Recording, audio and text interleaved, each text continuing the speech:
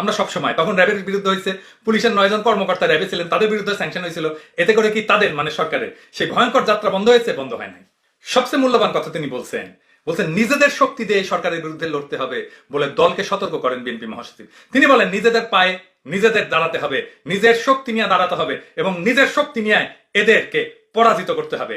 আমার নিজের ঘর যদি নিজে সামলাতে না পারি, অন্য কেউ ঘর সামলাই দেবে না।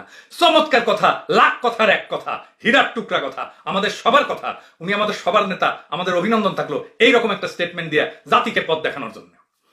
কিন্তু আজিজ ভাইয়া নাকি টাকা পয়সা সব ইন্ডিয়া সরাইছে, ইন্ডিয়া থেকে বাড়িও আছে। তো আজিজ ভাইয়া ভোগ করতে পারবেন তো না? আবার আজিম আর গোলাম মোস্তফার ভাগ্য বরণ করতে হবে। কিন্তু আমেরিকা কেন ওরে মোটা আজিজ ভিসা রেস্ট্রিকশন দিল? ওই তো মরা গোড়া, ওরা চাবুক পেরা লাভ কি? আজ এটাই না দেখি।